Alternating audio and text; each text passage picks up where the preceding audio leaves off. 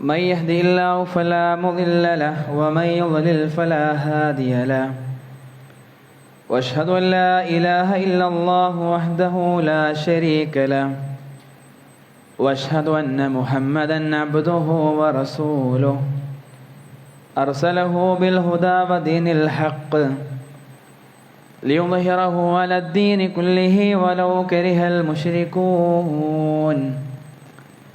اللهم صل على محمد وعلى آل محمد كما صليت على إبراهيم وعلى آل إبراهيم إنك حميد مجيد.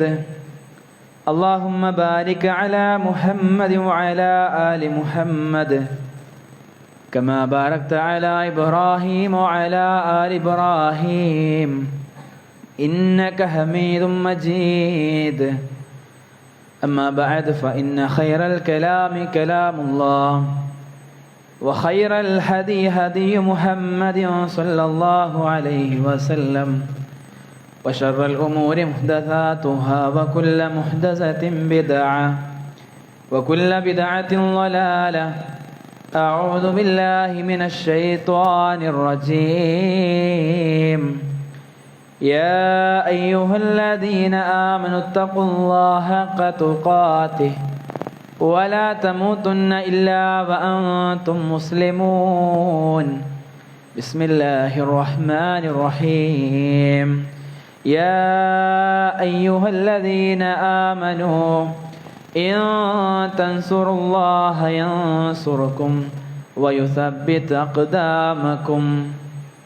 رب اشرح لي صدري ويسر لي أمري واحلل عقدة من لساني يفقهوا قولي. സ്നേഹാദരണീയരായ സത്യവിശ്വാസികളെ, വിശ്വാസിനികളെ, സൃഷ്ടാവും സംരക്ഷകനും പരിപാലകനുമായ അല്ലാഹു സുബ്ഹാനഹു വ തആലയുടെ നിയമനിർദ്ദേശങ്ങൾ നമ്മുടെ ജീവിതത്തിൻ്റെ എല്ലാ മേഖലയിലും കാത്തു സൂക്ഷിച്ച് ഭക്തനായി ജീവിതം മുന്നോട്ട് ക്രമീകരിക്കണമെന്ന് എന്നോടെന്ന പോലെ ഓരോരുത്തരോടും ഓർമ്മപ്പെടുത്തുകയാണ്, ഉപദേശിക്കുകയാണ്. അള്ളാഹുവിനേറെ പ്രിയപ്പെട്ട അവൻ്റെ ഇഷ്ടദാസന്മാരുടെ കൂട്ടത്തിൽ റബ്ബ് നമ്മെ ഏവരെയും ഉൾപ്പെടുത്തി അനുഗ്രഹിക്കുമാറാകട്ടെ. ഒരു പുതിയ ഹിജറ വർഷത്തിലേക്ക് നമ്മളൊക്കെയും പ്രവേശിച്ചിരിക്കുന്നു. എത്ര പേരാണ് അതിനെക്കുറിച്ച് ബോധവാന്മാരാകുന്നത് എന്നത് സ്വയം അവനവനോട് ചോദിക്കേണ്ട ചോദ്യമാണ്. ഹിജറ 1447 പിന്നിട്ട് 1448 ഹിജറ വർഷത്തിലേക്കാണ് നമ്മളൊക്കെ പ്രവേശിച്ചിട്ടുള്ളത്. വിശ്വാസിയുടെ ജീവിതത്തിൽ ഹിജറ കലണ്ടറിന് വലിയ പ്രാധാന്യവും പ്രസക്തിയുമുണ്ട്. അല്ലെങ്കിൽ ഇസ്ലാമിക വർഷങ്ങൾക്ക്, അതിൻ്റെ ദിവസങ്ങൾക്ക് വലിയ പ്രസക്തിയുണ്ട്. നമ്മുടെ ജീവിതത്തിൻ്റെ ആയുഷ് കാലഘട്ടത്തെ നമ്മൾ കണക്ക് കൂട്ടേണ്ടതും റസൂൽ തിരുമേനി സല്ലല്ലാഹു അലൈഹി വസല്ലം പറഞ്ഞ അഅ്മാർ ഉമ്മത്തി മാബൈന സിത്തീന ഇല 70, 60ൻ്റെയും 70ൻ്റെയും ഇടയിലാണ് ഉമ്മത്തിൻ്റെ പ്രായം എന്നൊക്കെ പറഞ്ഞത് നമ്മുടെ നാട്ടിലെ ഗ്രിഗേറിയൻ ഇംഗ്ലീഷ് കലണ്ടറുകളെ ഉപാധിയാക്കിക്കൊണ്ടല്ല, മറിച്ച് അതിൻ്റെ അടിസ്ഥാനവും ഹിജറി കലണ്ടറാണ്, അഥവാ ഹിജറ വർഷമാണ്, അറബി ദിവസങ്ങളാണ്. ഈ അറബി ദിവസങ്ങളിൽ ഒരു വർഷത്തിൽ സാധാരണ നമ്മുടെ കലണ്ടറിൽ 365 ദിവസങ്ങളാണെങ്കിൽ അതിൽ നിന്നും 11 ദിവസങ്ങൾ കുറവാണ്.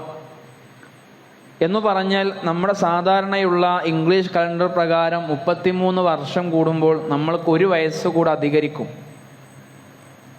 ഒരു 33 വയസ്സ് നമ്മൾ സാധാരണയായി കണക്ക് കൂട്ടിയ ഒരു മനുഷ്യൻ്റെ ഇസ്ലാമികമായി കൊണ്ടുള്ളൊരു പ്രായം 34, അത് പിന്നെയും ഒരു 33 കൂടുമ്പോൾ, അഥവാ 66 വയസ്സ് ഇപ്പോൾ പ്രായം നമ്മൾ കണക്കാക്കിയ ഒരാൾക്ക് യഥാർത്ഥത്തിലെ പ്രായം 68മാണ്.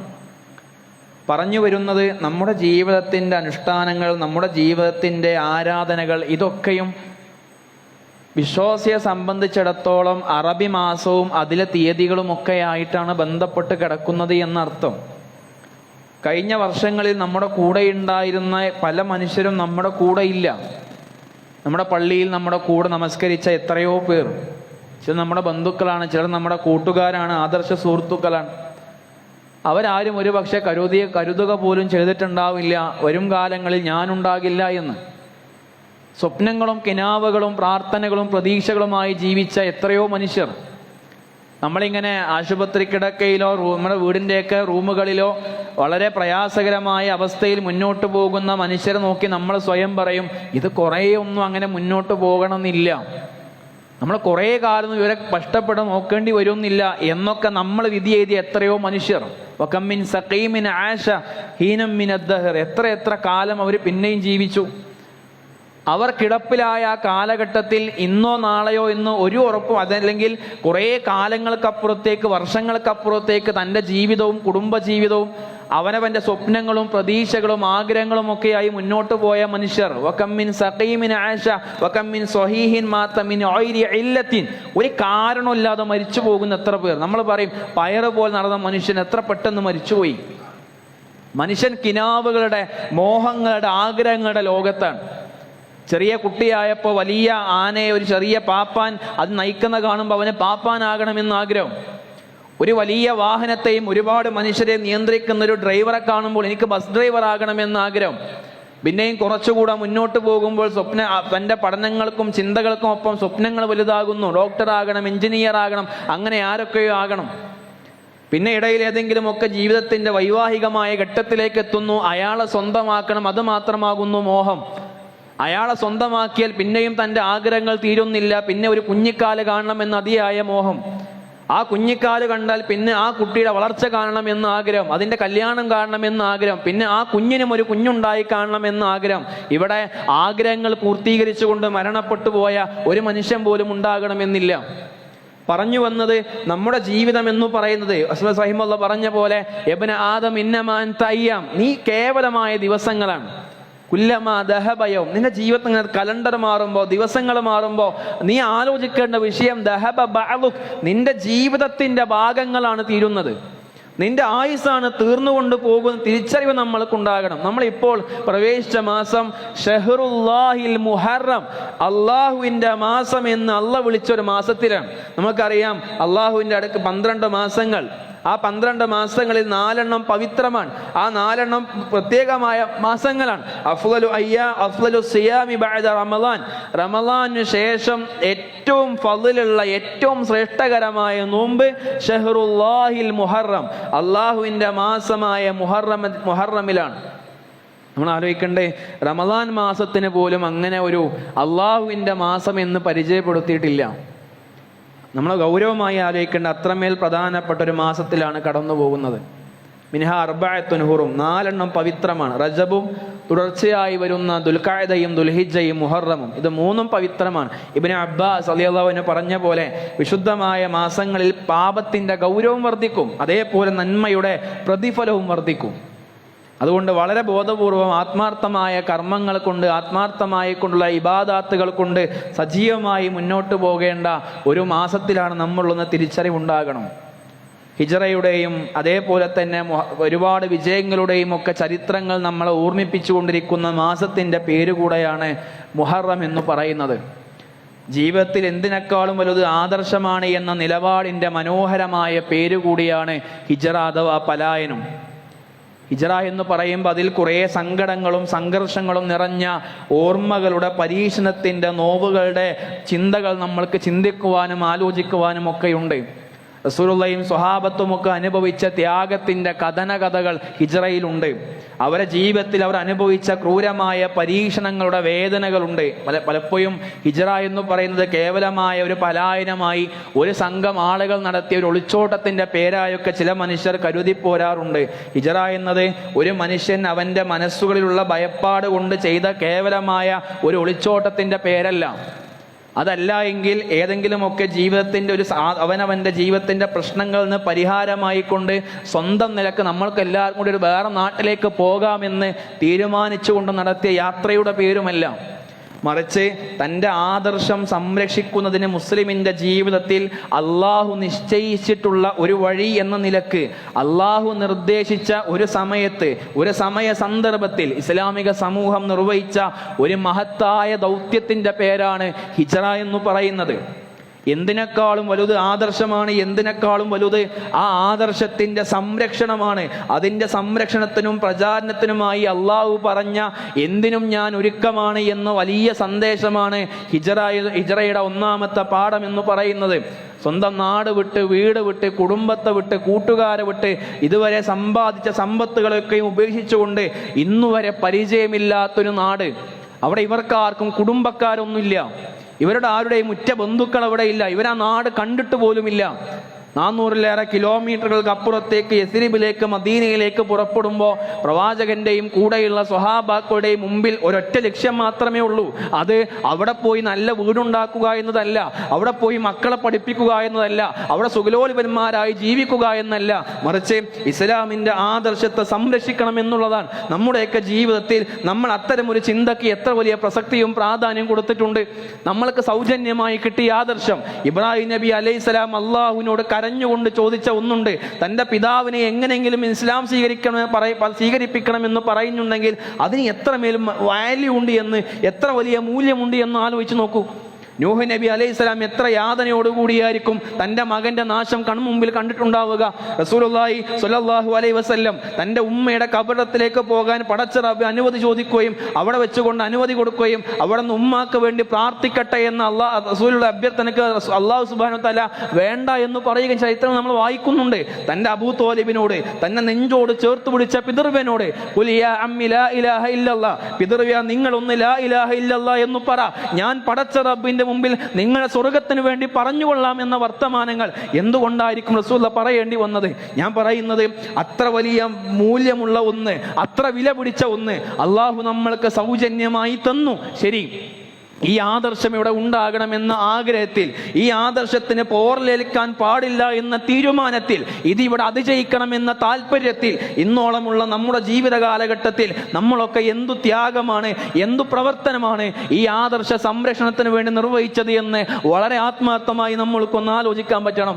മഹാനായ സുഹൈബ് റൂമി റളിയല്ലാഹു അൻഹു അദ്ദേഹം ഹിജ്റക്ക് വേണ്ടി ഒരുങ്ങുന്ന സമയം ഖുറൈശികളെ ചില കാഫിറുകൾ അദ്ദേഹം തടഞ്ഞു വെച്ചുകൊണ്ട് പറയുന്ന വർത്തമാനമുണ്ട്. യാ സുഹൈബ്, അതൈനാ സുഅലൂകൻ ഹഖീറ ഫകസുറ മാലുക ഇൻദനാ വബലഅത അൽദീ ബലഅത.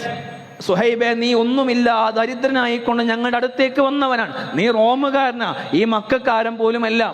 നീ ഞങ്ങളുടെ നാട്ടിലേക്ക് വന്ന് ഇവിടെ നീ ധാരാളം സമ്പാദിച്ചു, എന്നിട്ട് നിന്റെ പണവുമൊക്കെ എടുത്ത് രക്ഷപ്പെടാനാണ് ഉദ്ദേശമെന്ന് ചോദിക്കുന്നു. അങ്ങനെയാണ് നിന്റെ ഉദ്ദേശമെങ്കിൽ വല്ലാഹി ലാ യകൂന ദാലിക്, ഒരിക്കലും ഞങ്ങൾ നിന്നെ അനുവദിക്കുകയില്ല എന്ന് സുഹൈബ് റൂമിയോട് ശത്രുക്കൾ പറയുന്നു. അദ്ദേഹം തിരിച്ചോദിക്കുന്ന ചോദ്യം, ഞാൻ ഇന്നോളം ഉണ്ടാക്കിയ എൻ്റെ ജീവിതത്തിൻ്റെ സമ്പാദ്യങ്ങളെയൊക്കെയും നിങ്ങൾക്ക് തിരിച്ചു തന്നാൽ നിങ്ങൾ എന്നെ പോകാൻ അനുവദിക്കുമോ? എനിക്ക് മുസ്ലിമായിക്കൊണ്ട് ആദർശത്തെ സംരക്ഷിപ്പിച്ചുകൊണ്ട് ജീവിക്കണം എന്നുണ്ട്, നിങ്ങൾ അനുവദിക്കുമോ? അതേ എന്ന മറുപടിക്ക് അദ്ദേഹം തൻ്റെ വീട്ടിലേക്ക് അവരെ കൊണ്ടുപോയി ആ വീടിൻ്റെ വാതിൽപ്പടിയുടെ താഴ്ഭാഗത്ത് കുഴിച്ചിട്ട തൻ്റെ ധനത്തിൻ്റെ സമ്പാദ്യത്തിൻ്റെ വലിയ ശേഖരം ശത്രുക്കളെ കയ്യിൽ കൊടുത്തുകൊണ്ട് അദ്ദേഹം വെറും കൈകളോടുകൂടി മദീനയിലേക്ക് പലായനം ചെയ്യുന്നു. അദ്ദേഹം മദീനയിലേക്ക് റസൂൽ അദ്ദേഹത്തെ കണ്ടുകൊണ്ട് പറയുന്ന വർത്തമാനം, റബി അൽ ബൈ യാ അബാ യഹ്യ, അബൂ യഹ്യ, നിന്റെ കച്ചവടം ലാഭകരമായല്ലോ എന്നാണ്. ആദർശത്തെ നെഞ്ചിലേറ്റിയ മനുഷ്യർ ജീവിതത്തിലെ പ്രയാസങ്ങളിൽ അള്ളാഹു നിശ്ചയിച്ച പരിഹാരങ്ങളെ ചേർത്തു പിടിക്കുമ്പോൾ അത് ജീവിതത്തിൽ അള്ളാഹുവിൻ്റെ അനുഗ്രഹങ്ങൾ അതിലൂടെ പെയ്തിറങ്ങുമെന്ന വലിയ സന്ദേശം അവർക്ക് മുമ്പിൽ ഹിജ്റ നമ്മുടെ മുമ്പിലൊക്കെ പഠിപ്പിക്കുന്ന പാഠമാണ്. എന്ന് വച്ചാൽ ജീവിതത്തിൽ പ്രതിസന്ധികൾ ഉണ്ടാകുമ്പോൾ നമ്മളൊക്കെ പറയുന്ന കുറേ കാര്യങ്ങളുണ്ട്, ഒക്കെ ശരിയാകും, എല്ലാം റെഡിയാവും, ഒരു കയറ്റത്തിൻ്റെ കൂടെ ഇറക്കുണ്ടാകും, നല്ല കാലം എല്ലാവർക്കും വരും. ഇത് ഒരു ഫിലോസഫി അല്ല, ഇത് വെറുതെ ഒരു പഴംപുരാണമല്ല, ഒരു സമാധാനത്തിന്റെ വർത്തമാനങ്ങളല്ല, മറിച്ച് ഇത് വിഡ്ഢികളുടെ ലോകത്തെ സ്വപ്നമോഹങ്ങളുമല്ല, വിശുദ്ധ ഖുർആന്റെ വർത്തമാനമാണ്. മാ വദ്ദഅക റബ്ബുക വമാ ഖല.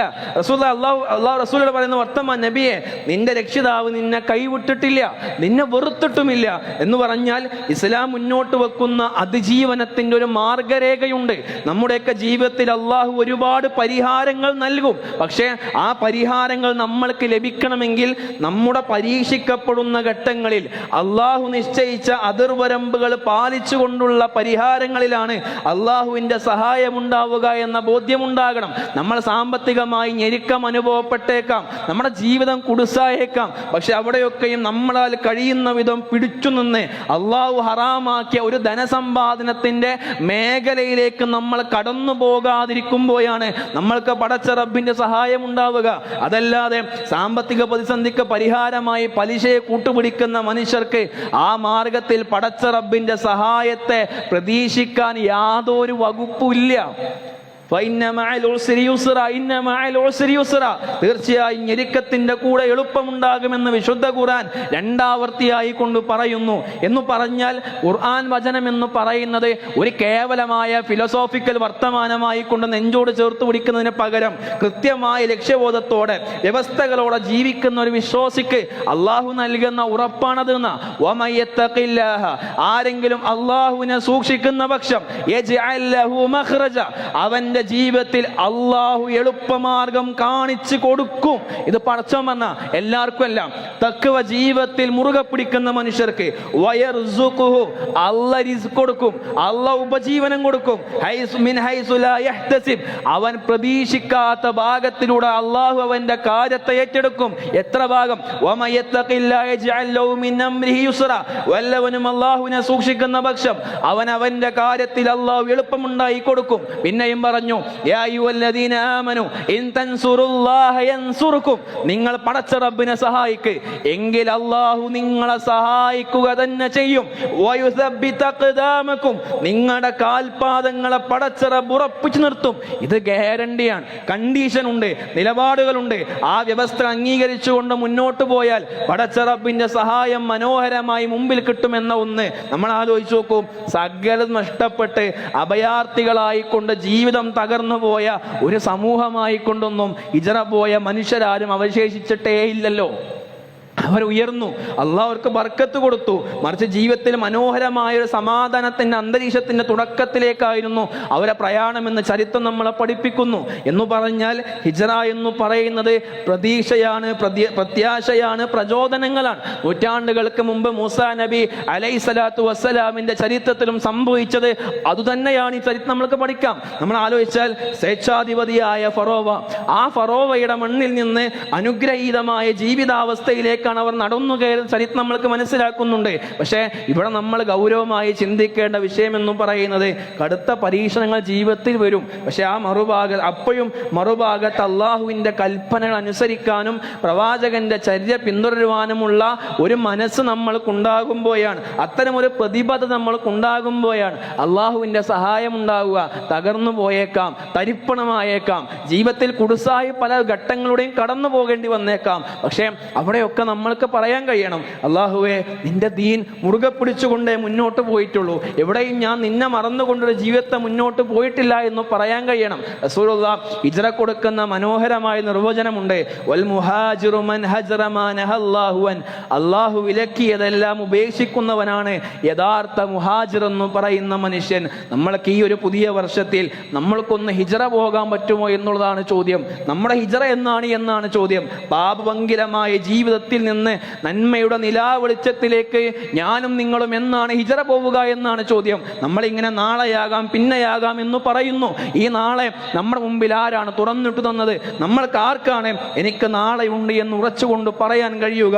അതുകൊണ്ട് സ്വയം ആലോചിക്കണം. എന്നാണ് ഞാൻ പലിശയിൽ നിന്നുള്ള ജീവിതത്തിൽ നിന്ന് മനോഹരമായ ഹലാലിന്റെ സമ്പാദനങ്ങളിലേക്ക് ഹിജ്റ പോവുക എന്നാലോചിക്കണം പ്രിയരെ. എന്നാണ് തോന്നിവാസങ്ങളുടെ അന്ധകാരങ്ങളിൽ നിന്ന് നന്മയിലേക്ക് ഹിജ്റ പോവുക എന്നാലോചിക്കണം. എന്നാണ് അശ്ലീലതകളുടെ തോന്നിവാസങ്ങളുടെ മൂടുപടങ്ങളിൽ നിന്ന് നന്മയുടെ പാന്താവിലേക്ക് തിരിഞ്ഞു നടക്കുക എന്നാലോചിക്കണം. എന്നാണ് നമസ്കാരമില്ലായ്മയിൽ നിന്ന് നമസ്കാരം ചിട്ടയോടുകൂടി നിർവഹിക്കുന്ന ജീവിതത്തിലേക്ക് ഞാൻ എന്നാണ് തിരിച്ചു പോവുക എന്നാലോചിക്കുവാൻ കഴിയണം. ഈ ആലോചനകൾക്ക് ദീർഘമായ സമയം കൊടുക്കരുത്. പിശാച് പറ്റിച്ചുകൊണ്ടേയിരിക്കും. പിശാച് ഒരിക്കലും നമ്മളോട് നന്നാകണ്ട എന്ന് പറയില്ല. പിശാച് ഒരിക്കലും നമ്മളോട് നമസ്കരിക്കണ്ട എന്ന് പറയില്ല. പിശാചാകെ പറയുന്ന വിഷയം നാളെയാകാമെന്നാണ്. പിന്നെയാകാമെന്നാണ്, ഇനിയും സമയമുണ്ടല്ലോ എന്നാണ്. മക്കയിൽ നിന്ന് മദീനയിലേക്ക് പോകുന്നതിനേക്കാളും പ്രയാസകരമായ ഘട്ടമാണ് അവനവന്റെ നഫ്സിൽ നിന്ന് അള്ളാഹുലേക്ക് നമ്മൾ തിരിച്ചു പോവുക എന്നുള്ളത്. പ്രിയപ്പെട്ടവരെ, മൂസാ നബി അലൈഹി സ്വലാത്തു വസ്സലാമക്ക് അള്ളാഹുവിന്റെ വിശാലമായ സഹായം ഉണ്ടായത് നമ്മൾക്കറിയാം. അതിന്റെ ഭാഗമായിട്ടാണ് നമ്മൾ മുഹറം 10 നോമ്പെടുക്കുന്നത്. ഇൻഷാ അല്ലാഹ് ഈ വർഷത്തെ നമ്മുടെ മുഹറം 9ഉം 10ഉം വരുന്ന 25, 26 വ്യാഴം വെള്ളി ദിവസങ്ങളിലാണ്. ഒരു വർഷത്തെ മുൻകഴിഞ്ഞ വർഷത്തെ പാപങ്ങളൊക്കെയും പൊറുക്കപ്പെടുന്ന ദിവസമാണ്. അതിന്റെ പ്രതിഫലം ആത്മാർത്ഥമായ ചിന്തയും ബോധവും ആ വിഷയത്തിൽ ഉണ്ടാകണം. വിശുദ്ധ ഖുർആൻ പഠിപ്പിച്ചു, വലമ്മാ തറാ അൽ ജംആനി ഖാല സഹാബ് മൂസ ഇന്നാ ലമുദ്റകൂൻ. അവരിതാ മൂസാ നബി അലൈഹി സ്വലാത്തു വസ്സലാമയും കൂടെ വിശ്വാസികളും പിറകിൽ ഫിർഔന് മുമ്പിൽ ചെങ്കടലും, മൂസ നമ്മൾ പിടിക്കപ്പെട്ടു എന്ന വർത്തമാനങ്ങൾക്ക് മൂസ കൊടുക്കുന്ന മറുപടി എന്താ? കല്ല, അങ്ങനെയൊന്നും അല്ല, അങ്ങനെയൊന്നും സംഭവിക്കൂല, ഒരിക്കലുമില്ല. ഇന്ന മഇയ റബ്ബി സയഹ്ദീൻ, എന്നോടൊപ്പം എൻ്റെ റബ്ബുണ്ട്, അവൻ വഴി കാണിച്ചു തരുമെന്ന.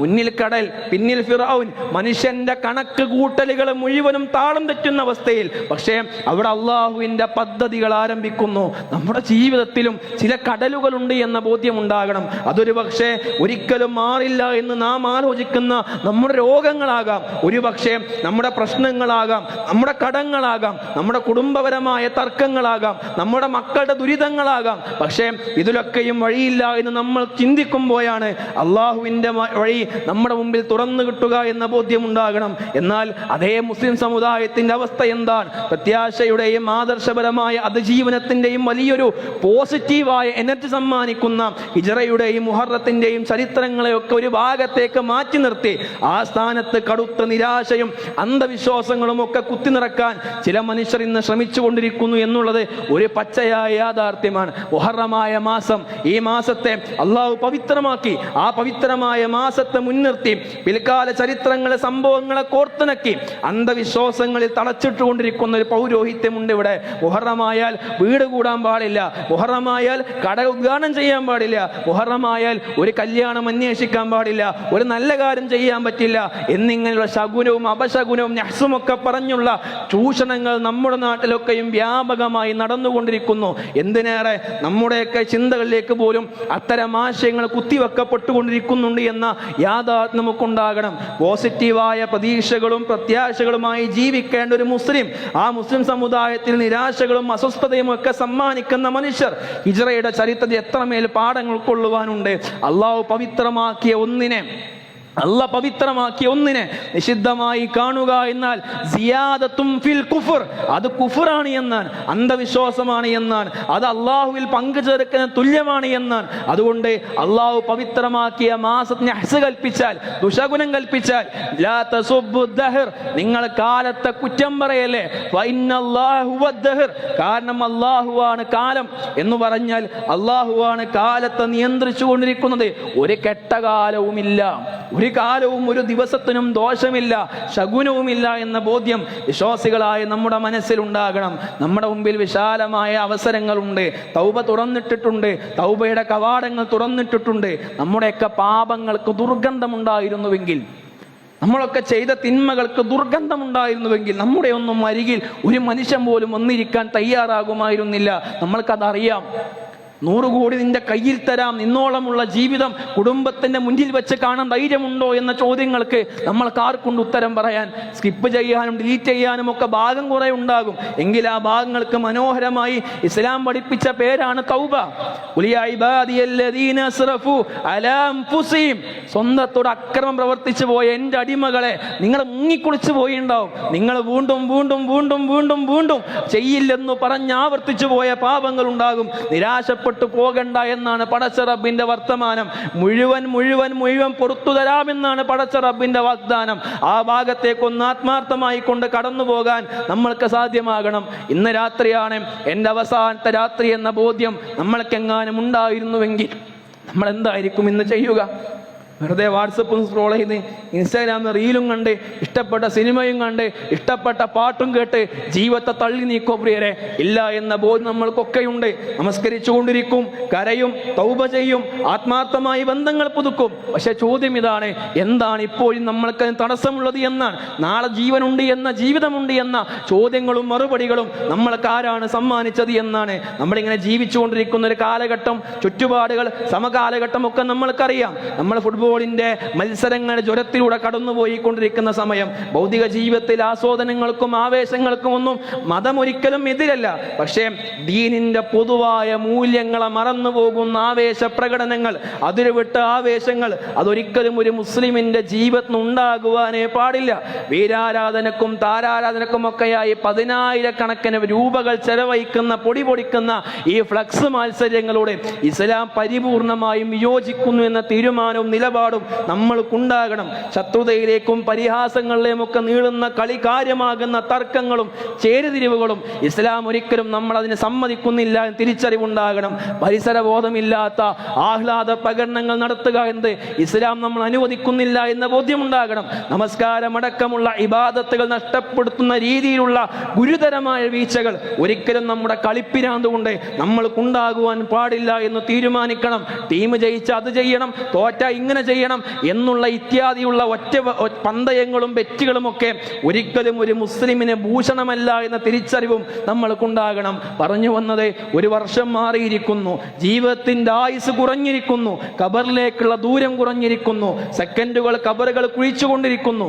ജീവിതത്തെക്കുറിച്ചുള്ളൊരു ബോധ്യത്തിലേക്കും യാഥാർത്ഥ്യത്തിലേക്കും തിരിച്ചു വന്ന് കയ്യിൽ എന്തുണ്ട് എന്ന ചോദ്യത്തിന്, കഴിഞ്ഞ വർഷത്തിൽ എത്ര അമലുകൾ ചെയ്തെന്ന ചോദ്യങ്ങൾക്ക്, എത്രമേൽ പടച്ച റബ്ബിങ്കിലേക്ക് അടുത്തു എന്ന ചോദ്യങ്ങൾക്ക് സ്വയം വീണ്ടും വീണ്ടും ഉത്തരം കണ്ടെത്താൻ ഈ ജീവിതവും ഈ സമയമൊക്കെ ഉപയോഗപ്പെടുത്തണം. റഹ്മാനായ റബ്ബ് കാര്യങ്ങൾ അറിയാനും പഠിക്കാനും മനസ്സിലാക്കുവാനും തൗഫീഖ് നൽകി നമ്മയെല്ലാം അനുഗ്രഹിക്കുമാറാകട്ടെ.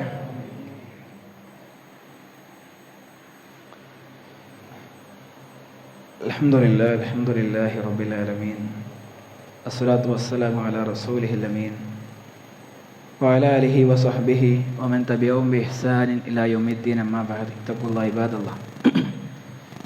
ഒരിക്കൽ കൂടി അല്ലാഹു സുബ്ഹാനഹു വ തആലയെ സൂക്ഷിച്ചുകൊണ്ട് ജീവിതം മുന്നോട്ട് ക്രമീകരിക്കണം എന്ന് എന്നോടെന്ന പോലെ ഓർമ്മപ്പെടുത്തുകയാണ്, ഉപദേശിക്കുകയാണ്. നമ്മുടെ നാടിൻ്റെ പല ഭാഗത്തും പകർച്ചവ്യാധികളും രോഗങ്ങളുമൊക്കെ വർദ്ധിച്ചുകൊണ്ടിരിക്കുന്ന ഒരു സാഹചര്യത്തിലൂടെയാണ് നമ്മൾ കടന്നു പോകുന്നത്.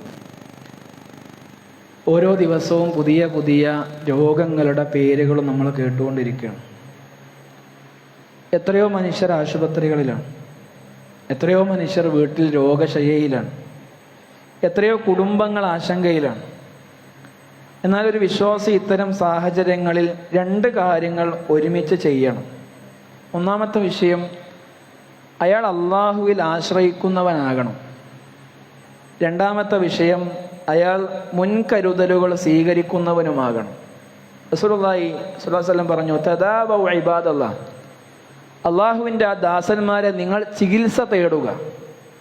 ഇസ്ലാം നമ്മളെ പഠിപ്പിച്ചത് അശ്രദ്ധമായി ജീവിക്കാനല്ല, എന്തു വന്നാലും വരട്ടെ എന്ന മനോഭാവം വിശ്വാസിക്ക് ഭൂഷണമല്ല. മറിച്ച് ചികിത്സ തേടുക, അവനവൻ്റെ ആരോഗ്യം സംരക്ഷണം നടത്തുക, രോഗവ്യാപനത്തെ തടയുക. ശുചിത്വം വിശ്വാസത്തിൻ്റെ ഭാഗമായി പഠിപ്പിച്ച ഒരു മതം. തഹൂറു ഷത്റുൽ ഈമാൻ, ഈമാനിൻ്റെ പകുതിയാണ് എന്ന് പഠിപ്പിച്ച മതം. അത് നമ്മുടെ വീടുകളിൽ, നമ്മുടെ പരിസരങ്ങളിൽ ഒക്കെ നമ്മൾ കാത്തു സൂക്ഷിക്കേണ്ട ഒന്ന്. ധരിക്കുന്ന വസ്ത്രത്തിൽ മാത്രമല്ല, നമ്മുടെ വീടിന് ചുറ്റുഭാഗത്ത് വെള്ളക്കെട്ടുകളില്ല എന്ന്, മാലിന്യങ്ങളില്ല എന്ന്, ശുചിത്വമില്ലായ്മയില്ല എന്ന് ഉറപ്പുവരുത്താൻ നമ്മളെ കൊണ്ട് സാധിക്കണം. കാരണം ഒരു വിശ്വാസിക്ക് ആരോഗ്യ വിഷയം, ശുചിത്വം എന്നതും കേവലമായ ആരോഗ്യ വിഷയം മാത്രമല്ല എന്നും അത് ഇസ്ലാമികപരമായ ഒരു ഉത്തരവാദിത്തമാണ് എന്ന തിരിച്ചറിവ് നമ്മൾക്കുണ്ടാകണം.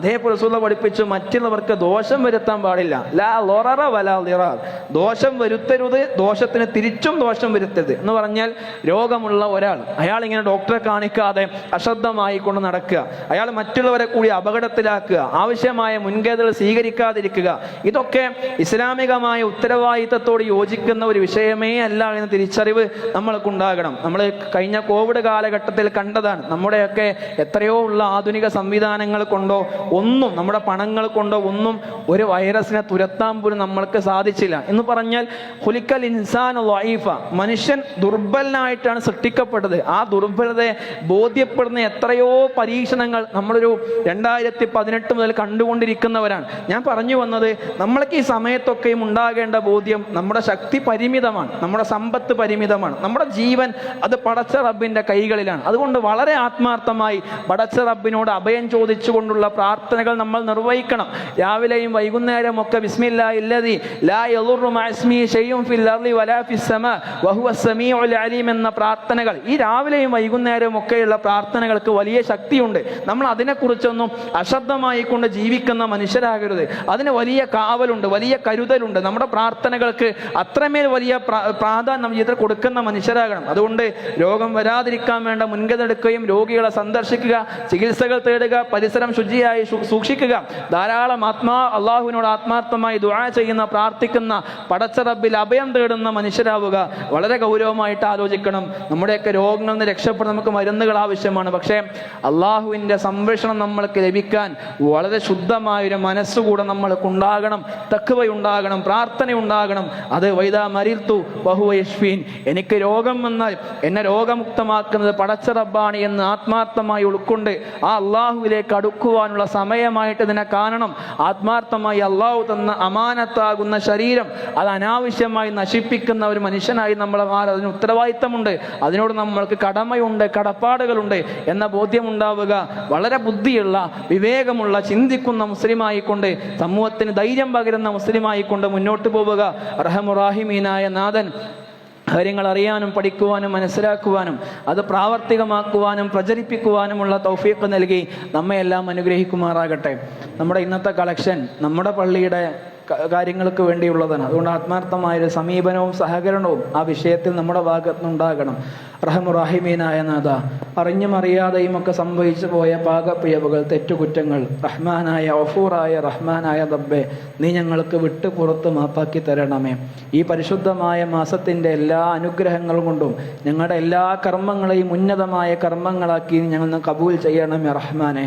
റഹമുറാഹിമീനായ നാഥ, ഞാൻ ജീവിതത്തിൽ അനുഭവിച്ചു കൊണ്ടിരിക്കുന്ന പ്രയാസങ്ങൾ, ദുരിതങ്ങൾ, കഷ്ടതകൾ, ബുദ്ധിമുട്ടുകൾ, അസഹ്യമായ പ്രശ്നങ്ങൾ എല്ലാത്തിനെയും നീ ദൂരീകരിച്ച് ഞങ്ങൾക്ക് നീ സമാധാനപൂർവമായ ജീവിതം പ്രദാനം ചെയ്യണമേ റഹ്മാനെ. ഞങ്ങളുടെ കുടുംബത്തിലും ഞങ്ങളുടെ ജീവിതത്തിലും ഞങ്ങളുടെ ജോലിയിലും ഞങ്ങളുടെ സമ്പത്തിലും ഞങ്ങൾക്ക് നീ ബർക്കത്ത് പ്രദാനം ചെയ്യണമേ റഹ്മാനെ. റഹമുറഹീമീനായ നാഥ, ഞങ്ങൾ മരണപ്പെട്ടു പോയ ഞങ്ങളുടെ പ്രിയപ്പെട്ടവർ, അവരെ ബർസഖിയായ ജീവിതം നീ എളുപ്പമാക്കി കൊടുക്കണമേ റഹ്മാനെ. നാളെ അവരെയും ഞങ്ങളെയും ജന്നാത്തുൽ ഫിർദൗസിൽ ഒരുമിച്ച് കൂട്ടി അനുഗ്രഹിക്കണമേ റഹ്മാനെ. ജീവിച്ചിരിക്കുന്ന ഞങ്ങളുടെ ഹൃദയങ്ങളിൽ സ്നേഹവും കാരുണ്യവും ഞങ്ങൾക്ക് നീ നിറച്ച് ഞങ്ങളുടെ ജീവിതവും പരസ്പര സഹകരണം മനോഹരമാക്കി മുന്നോട്ട് കൊണ്ടുപോകാൻ ഞങ്ങളെ നീ അനുഗ്രഹിക്കണമേ റഹ്മാനെ. അല്ലാഹുമ്മ യഗ്ഫിർ ലിൽ മുഅ്മിനീന വൽ മുഅ്മിനാത്ത് വൽ മുസ്ലിമീന വൽ മുസ്ലിമാത്ത് അൽഅഹ്യാഇ മിൻഹും വൽ അംവാത്ത് ഇന്നക മുജീബു ദഅവാതി യാ ഖാദിയൽ ഹാജാത്ത്. അല്ലാഹുമ്മ അജിർനാ മിനൻ നാർ, അല്ലാഹുമ്മ അജിർനാ മിനൻ നാർ, അല്ലാഹുമ്മ അജിർനാ വഅജിർ വാലിദൈനാ മിനൻ നാർ. اللهم انصر المسلمين في كل مكان. ربنا آتنا في الدنيا حسنة وفي الآخرة حسنة وقنا عذاب النار. ربنا تقبل منا إنك أنت السميع العليم وتب علينا إنك أنت التواب الرحيم. آمين آمين برحمتك يا